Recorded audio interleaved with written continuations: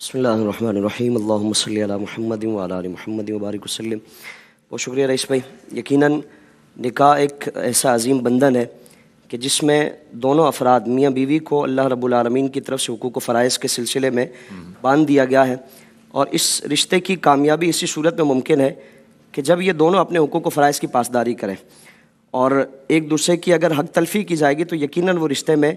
بے برکتی ہے اور کبھی اس میں مضبوطی نہیں آ سکتی۔ اللہ رب العالمین نے بیوی پر جو شوہر کے حقوق و فرائض کو لازم فرمایا ہے، اس میں اگر ہم دیکھیں تو قرآن کریم کی جو آیت کریمہ بھی تلاوت کی گئی، اس میں پہلی جو بیوی پر شوہر کے تعلق سے ذمہ داری لازم فرمائی گئی کہ اس کی اطاعت کرے، جائز اور معروف امور میں اس کی اطاعت اور فرما برداری کی جائے گی، اس کی پیروی کی جائے گی۔ قرآن کریم میں بہترین جو بیویاں ہیں ان کی نشانی بیان فرمائی کہ فالصالحات قانتات، کہ نیک بیویاں وہ شوہر کی اطاعت اور فرما برداری کرنے والی ہیں،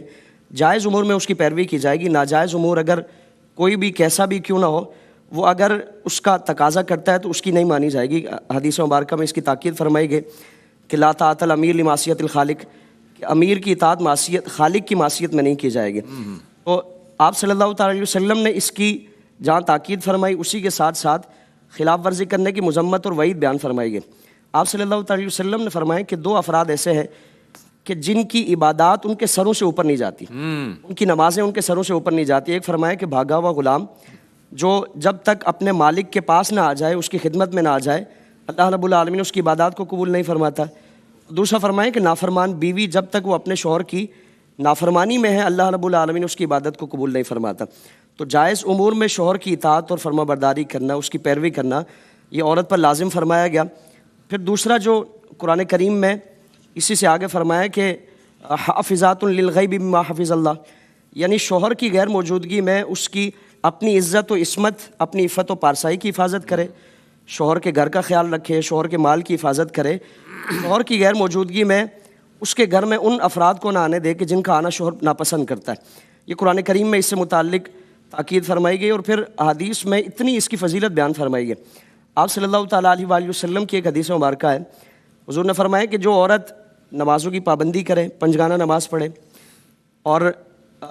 کبیرہ گناہوں سے بچے، پھر فرمایا کہ شوہر کی اطاعت اور فرما برداری کرے، اس کے گھر کی حفاظت کرے، اپنی عزت و عصمت کی حفاظت کرے،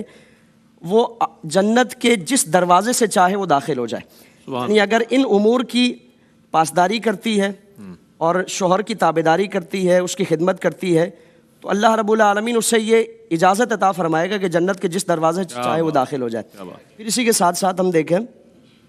شوہر کے ساتھ اس نے سلوک کرنا، یہ رشتے کی مضبوطی کے لیے یہ ساری چیزیں بہترین عوامل ہیں کہ اگر اپنا محاسبہ کر کے اپنے ازدواجی معاملات کا جائزہ لے کے ان چیزوں کی اگر ہم اصلاح کرنے کی کوشش کریں گے اور قرآن و سنت کے مطابق اپنے ان رشتوں کو استوار کریں گے تو یقیناً ہمارے گھر وہ گہوارہ جنت بن جائیں گے۔ شوہر کی عزت کرنا، شوہر کا احترام کرنا، آج اگر ہمارے گھروں میں ناچاکیاں ہیں، نا اتفاقیاں ہیں، تو وہ ایک میدان جنگ کا ماحول ہمیں گھروں میں نظر آتا ہے، جنگیز جیسی صورت۔ یقیناً یعنی شوہر تو بیچارہ وہ جان بچاتا پھرتا ہے، اسے وقت میں گھر آتا ہے کہ سونے کا وقت قریب ہو، جان چھوٹی رہے، کسی طرح عتاب سے بچ جائے۔ تو شوہر کی عزت کرنا، شوہر کا ادب و احترام کرنا، یہ عورت پر لازم فرمایا گیا۔ آپ صلی اللہ تعالیٰ علیہ وآلہ وسلم نے فرمایا نا کہ کوئی عورت اس کیفیت میں انتقال کر جائے کہ اس کا شوہر اس سے راضی ہے، یعنی خالق کی رضامندی کے لیے تو اس نے کام کیے ہیں، اگر شوہر اس کا راضی ہے اللہ رب العالمین اس سے داخلہ جنت فرمائے گا۔ اور ایک حدیث میں فرمایا کہ شوہر کی رضامندی وہ اللہ رب العالمین کی رضا، یعنی اگر کسی نے شوہر کو راضی کیا ہے اللہ رب العالمین اس سے راضی ہو جائے گا، اور اگر خالق کی رضامندی میں ہی مصروف عمل رہی ہے، شوہر کو کوئی اس نے حیثیت نہیں دی، کوئی اوقات نہیں دی، تو ایسی کیفیت میں تو اللہ رب العالمین بھی اس کی عبادات کو قبول نہیں فرماتا۔ تو ان چیزوں کی پابندی اور پاسداری کی جائے، اور اسی کے ساتھ ساتھ شوہر کے لیے زیب و زینت اختیار کرنا، یہ بھی عورت کے لیے لازم فرمایا گیا۔ وَلَا يُبْدِينَ زِينَتَهُنَّ إِلَّا لِبُعُولَتِهِنَّ، کہ اپنی زیب و زینت کو ظاہر نہ کرے مگر اپنے شوہر کے لیے، اور باقی محارم جو رشتے ان کو بیان فرمایا گیا، اور احادیث میں بھی اس کی تاکید فرمائی گئی ہے۔ اگر عورت گھر میں اس طرح کا ماحول بنائے گی کہ وہ جہاں شادی بیاہ اور دیگر تقاریب کے لیے تو بڑا بن ٹھن کے اہتمام کرتی ہے، اگر گھر میں یہ ماحول نہیں ہے، اپنے شوہر کے لیے جس کی زیب و زینت کے لیے تاکید فرمائی گئی ہے کہ اس رشتے کو مضبوط کرنا، اپنے لیے ایک میلان پیدا کرنا اور